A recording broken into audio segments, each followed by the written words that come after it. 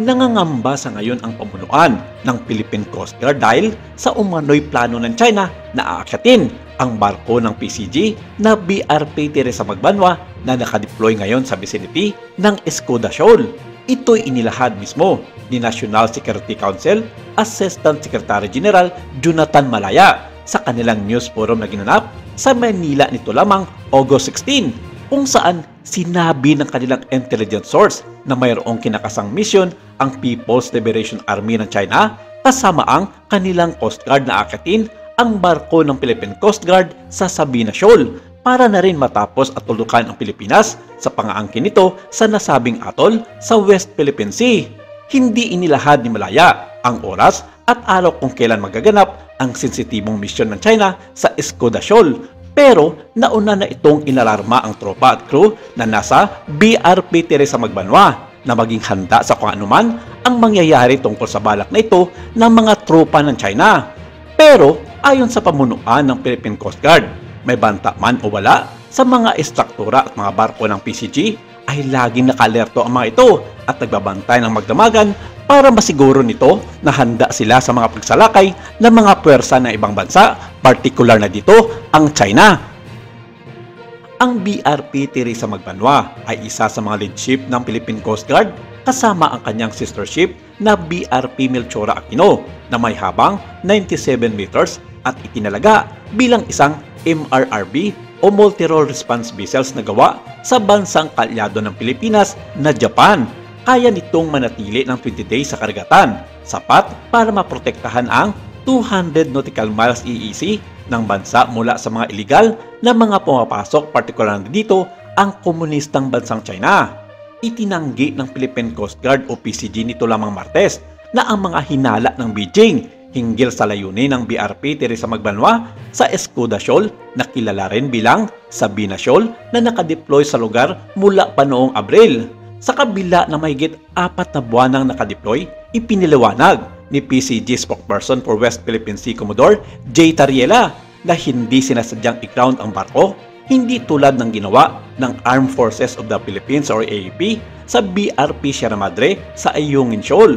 Pinuna ng China ang presensya ng BRP Teresa Magbanwa sa Escuda Shoal sa West Philippine Sea dahil inaangkin nito ang lugar bilang pag-aari ng Chinese Communist Party o CCP na inakusahan ang Pilipinas na nagtatag ng permanenteng outpost roon. Ang shoal ay humigit kumulang 139 kilometers o 75 miles mula sa Palawan na ginagawa ito bilang bahagi ng Exclusive Economic Zone or EEZ ng Pilipinas. Idineploy ang BRP Teresa Magbanwa matapos makatanggap ng ulat ang Philippine Coast Guard na may isinasagawang reclamation works sa Escuda Shoal ang komunistang bansang China kasunod ng pagkakadiskubre ng mga patay at mga durog na mga corals na tinapon sa pinag-aagawang water features o atoll.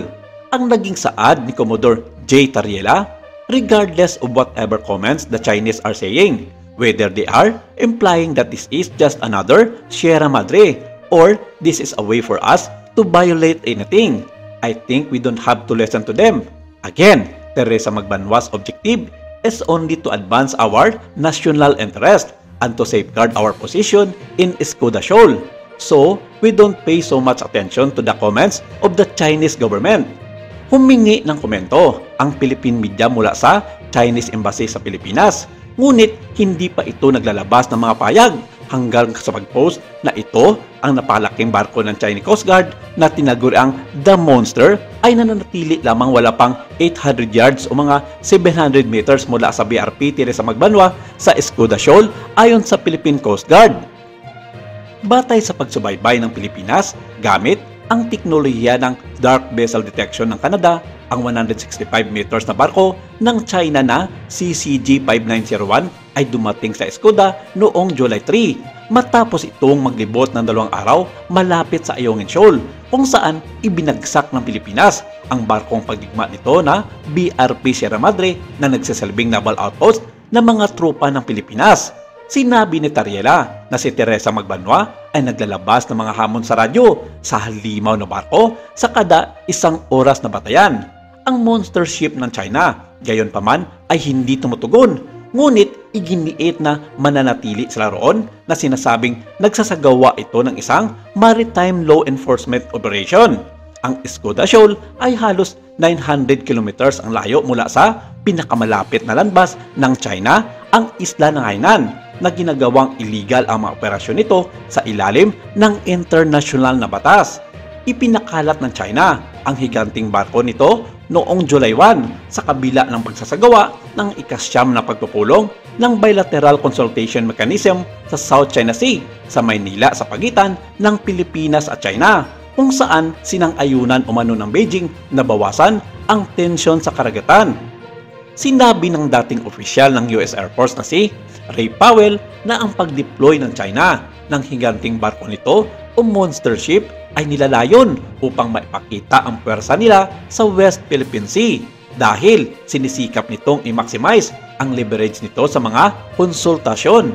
Saad niya, from a Chinese perspective, it helps them to have more force projected, and especially something large like the monster ship helps them to say, we have you at a disadvantage, so you should have to negotiate more on our terms.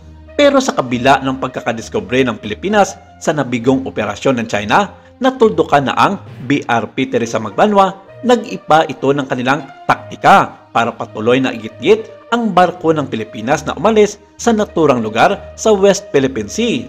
At nito lamang nakaraang mga araw, naging laman na naman ng mga balita sa mga pangunahing media board sa buong mundo ang pagdami ng mga pansasakyan dagat ng China, kabilang na dito ang kanilang mga militia ship, ang mga daang-daang rubber boat na pumalibot sa nag-iisang barko ng Pilipinas na BRP Teresa Magbanwa.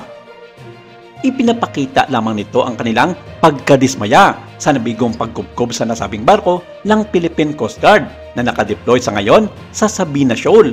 Maging ang mga tagapagsalita ng Chinese Communist Party ng China ay nagsasabing gagawin nila ang lahat ng kanilang makakaya, maitaboy lamang ang mga tropa ng mga Pilipino sa mga pinag-aagawang isla sa Spratly Island.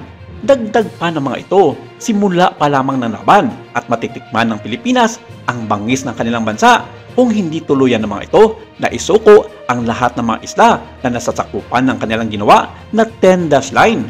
Ang nasabing 10-dash line na giniit ng China ay hindi kinikilala ng United Nations at ito ay isang illegal na claims ng Chinese Communist Party ng China na labag sa mga bansang apektado nito, kabilang na ang Vietnam, Indonesia, Republic of Taiwan, Malaysia at Brunei. Maraming salamat. Ito lang muna ang ating update for today.